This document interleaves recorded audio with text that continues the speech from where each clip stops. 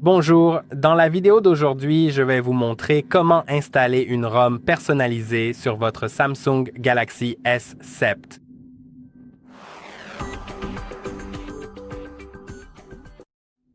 Une ROM personnalisée est une version modifiée du système d'exploitation qui vous permet d'obtenir un OS plus récent, comme une version plus récente d'Android, afin d'avoir accès aux applications et fonctionnalités les plus récentes. Peut-être pas toutes. Toutes ne seront pas disponibles sur un téléphone aussi ancien, mais je pense que, dans de nombreux cas, cela vaut la peine de redonner vie à votre vieux téléphone. Alors, allons-y. Assurez-vous que si vous avez des données importantes sur votre Samsung S7, vous devez les sauvegarder, car l'installation de la ROM personnalisée effacera toutes vos données. Donc, sauvegardez vos données. Assurez-vous également que vous n'êtes pas connecté à un compte Google. Pour cela, allez dans les paramètres, puis dans Cloud et compte, puis dans Compte. Et si vous avez un compte Google affiché ici, cliquez dessus puis supprimez-le. Maintenant, si vous n'avez aucun compte Google, nous pouvons commencer. La première chose à faire est d'aller dans À propos du téléphone. Ici, vous pouvez vérifier votre modèle. Si vous avez le même modèle que moi, le SMG 930F. Vous pouvez utiliser le lien dans la description ci-dessous pour télécharger la ROM personnalisée. Je vous parlerai des fichiers plus tard. Mais pour l'instant, faisons le reste. Si vous avez un modèle différent, vous pouvez peut-être quand même suivre cette vidéo. Si vous avez un téléphone similaire, par exemple, vous savez, avec le bouton d'accueil, et oui, simplement un modèle qui ressemble à ce S7. Vous pouvez toujours suivre cette vidéo, mais il vous faudra trouver les fichiers par vous-même.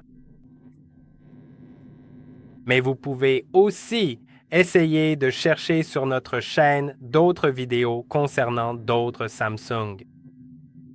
Il y en a déjà pas mal qui ont été enregistrées, donc je pense que ça peut aussi être utile de jeter un œil à ces vidéos. Elles concernent d'autres modèles. Maintenant, allons dans Informations sur le logiciel et à propos du téléphone. Puis, appuyez 7 fois sur Numéro de build, revenez à la page principale et trouvez les options développeurs.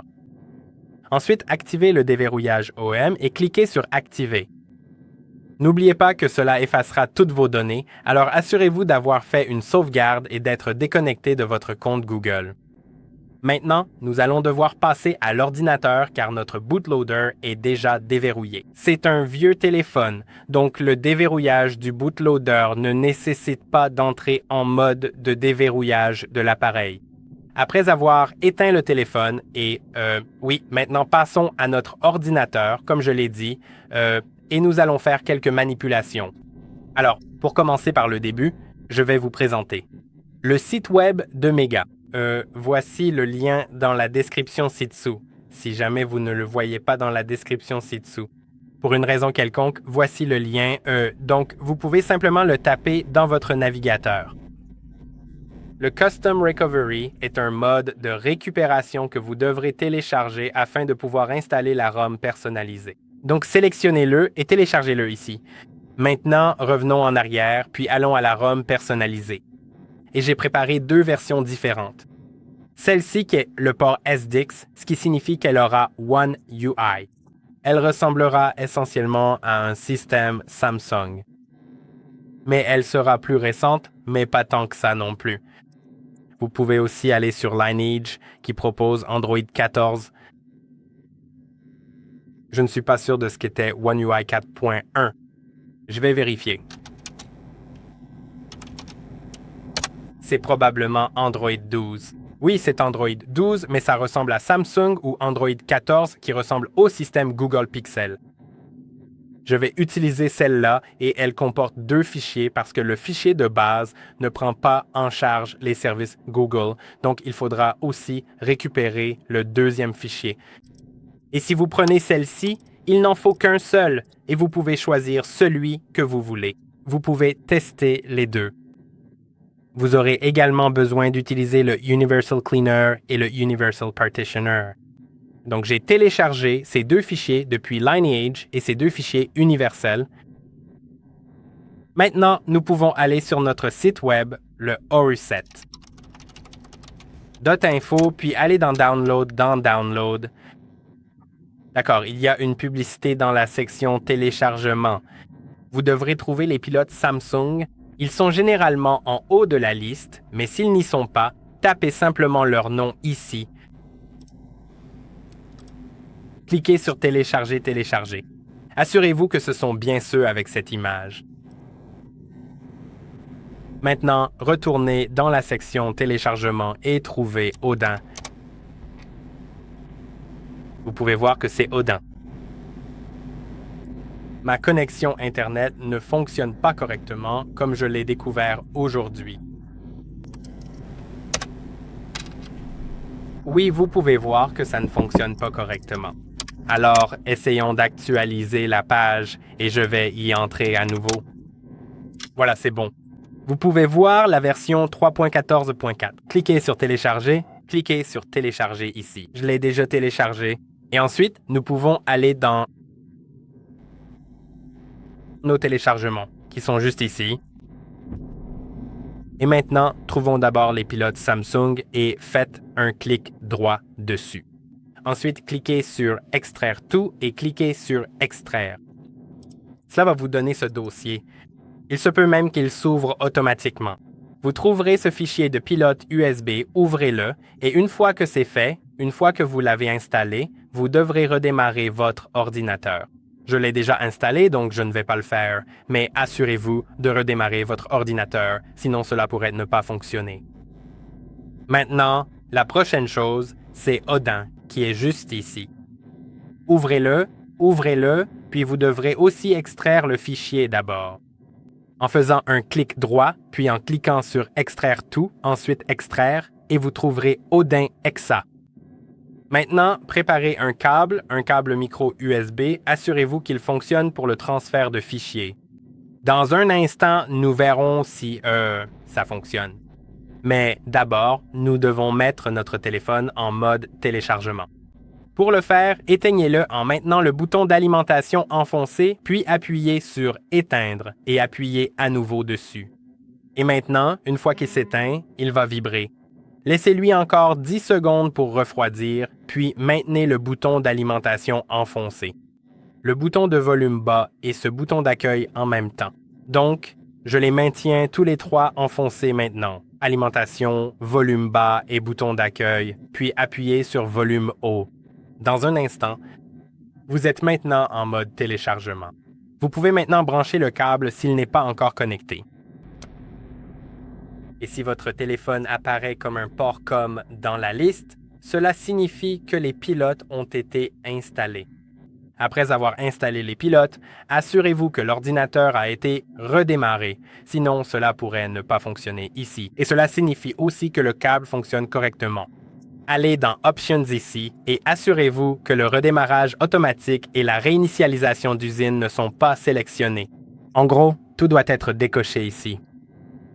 Ensuite, cliquez sur le bouton AP et sélectionnez le TWRP que nous venons de télécharger pour notre téléphone. Puis cliquez sur Démarrer. Maintenant, lorsque Pass s'affiche, vous pouvez simplement redémarrer votre téléphone. Mais pour le faire, il faudra utiliser une combinaison de boutons. D'abord, appuyez sur le bouton d'alimentation et le volume bas pendant environ 7 secondes jusqu'à ce que l'écran s'éteigne.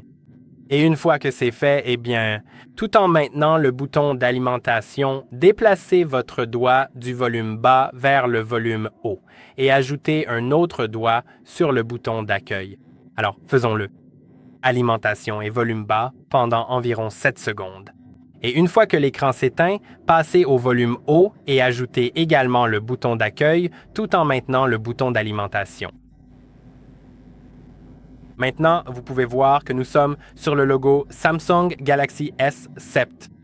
Je peux relâcher le bouton d'alimentation et continuer à appuyer sur le bouton d'accueil et le volume haut.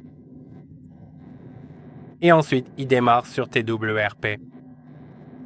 Maintenant, je vais faire glisser pour autoriser les modifications. Ensuite, allons dans Wipe, Format Data, tapez Yes, puis Valider. Et maintenant, dans notre explorateur de fichiers, lorsque vous allez sur ce PC, vous trouverez Galaxy S7. Revenons ici avec ce bouton retour car celui-ci fonctionne aussi.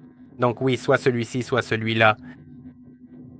Ensuite, allez dans le stockage interne ici et c'est là que vous devez copier le repartitioner.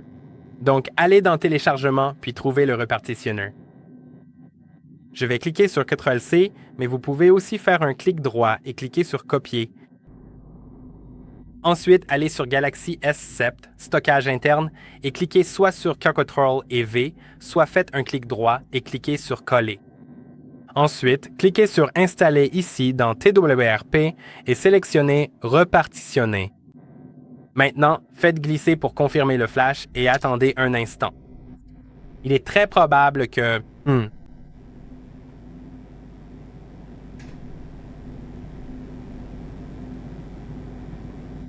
il est très probable que... redémarre automatiquement le téléphone.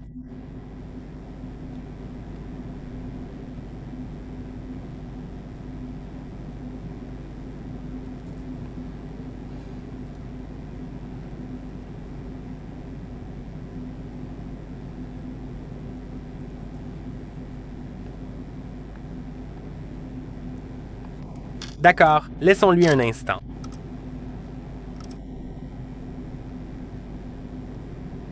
Il exécute le script en ce moment.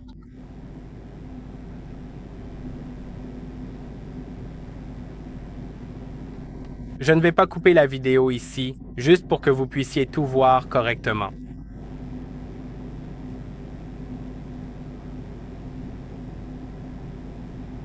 Vous pouvez voir que l'écran est devenu noir. Je ne suis pas sûr. Oui, il indique qu'il va redémarrer en mode recovery dans 5 secondes et c'est ce qu'il fait maintenant. Donc, lorsque l'écran s'est éteint la première fois, c'était parce qu'il était juste... Il s'est mis en veille, pas redémarré.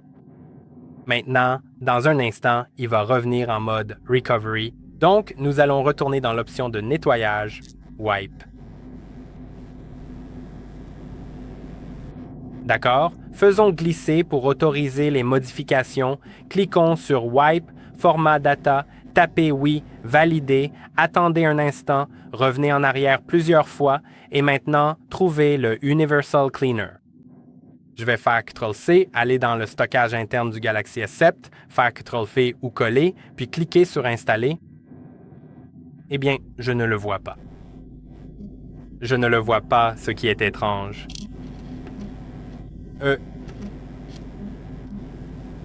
Eh bien, c'est intéressant. Parce qu'il est là. Il est là.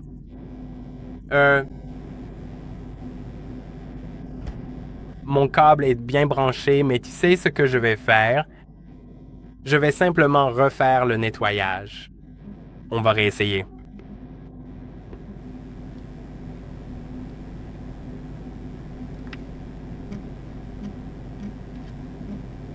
D'accord, il n'est plus là maintenant. Maintenant, quand je vais ici, il n'est pas là non plus. Alors cliquons sur CTRL-V, installons, et il est là. D'accord, faisons maintenant glisser pour confirmer le flash. Il va redémarrer dans 5 secondes.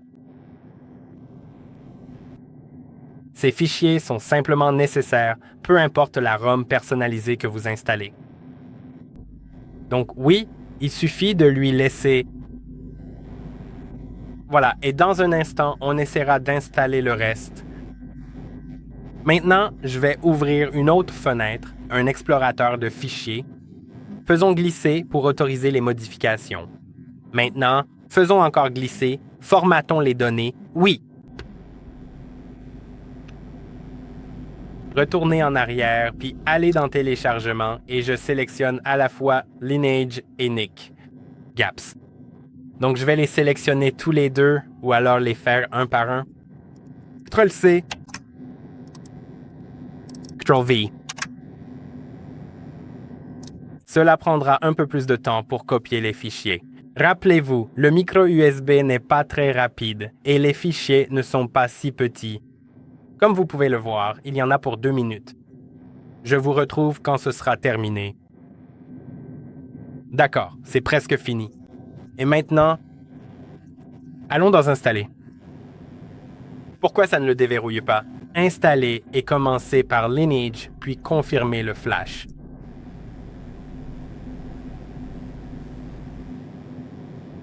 Vous pouvez voir que cela va prendre un moment. Et par précaution, ça vaut le coup de cliquer sur l'écran.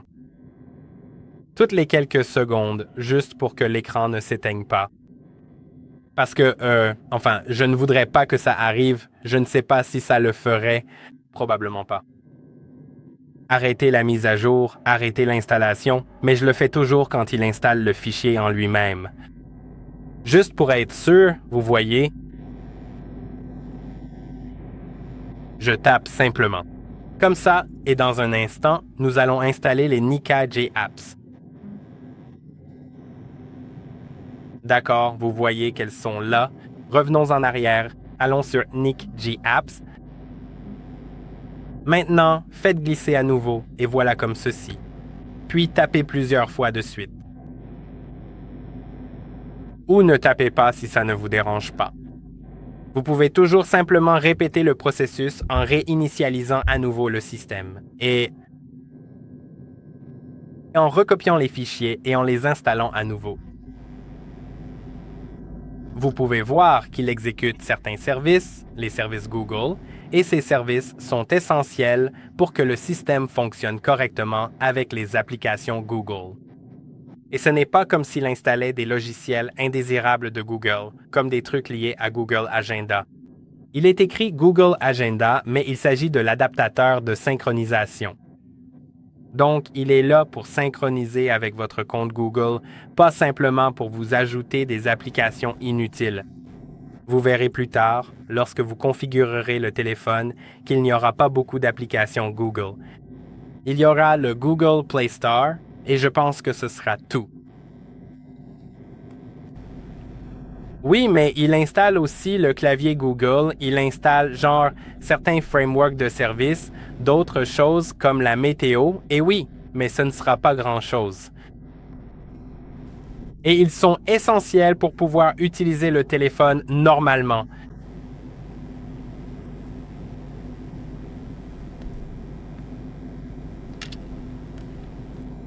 Oui, et le fichier est assez volumineux. Je vais vérifier, en fait. Je suis un peu curieux de savoir quelle est la taille du fichier. Non, ce n'est pas si gros. D'accord. Oui, c'est 380 mégaoctets. Oui, mais le téléphone prend un petit moment parce qu'il doit décompresser le fichier zip. Plus il y a de fichiers dans le fichier zip, plus ça prend de temps, généralement. Maintenant, on peut simplement redémarrer le système et il devrait démarrer. Oui, je pense que je peux déjà tout fermer. Donc, je vais faire ça. Oh, j'avais même ouvert l'ajout 2 fois. Oui, voyons comment il démarre. Ça ne prend pas trop de temps. Je m'attendais à ce que ça prenne un peu plus longtemps, mais on voit que ça charge déjà. Donc ce sera déjà là. Et si vous avez tout fait correctement, vous devriez pouvoir utiliser le téléphone. Tout devrait fonctionner maintenant. Au fait, si jamais vous voulez revenir au système par défaut du téléphone, vous pouvez toujours regarder une vidéo sur notre chaîne qui explique comment installer la ROM d'origine. Et cela vous aidera pour ça.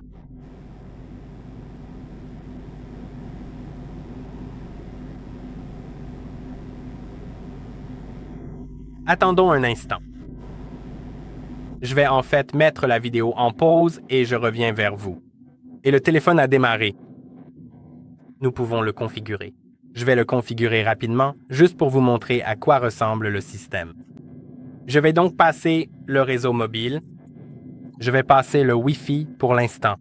Je pourrais toujours me connecter plus tard. Oui, je vais passer ça. Acceptez cela.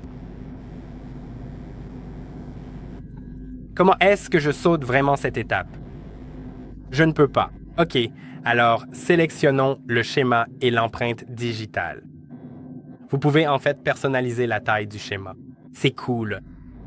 Je vais juste faire 3 par 3 et je vais passer ici. Oui, mais personnaliser la taille du schéma, c'est vraiment génial. Je n'ai pas vu ça depuis très longtemps. Et vous pouvez voir, voici toutes les applications installées par défaut sur le téléphone. Donc, vous avez juste Google, le Play Store et les applications les plus basiques que vous pourriez avoir. Et maintenant, tout fonctionne correctement. Voilà, j'espère que cette vidéo vous a plu. N'oubliez pas de liker et de vous abonner. Et je vous retrouve dans la prochaine vidéo.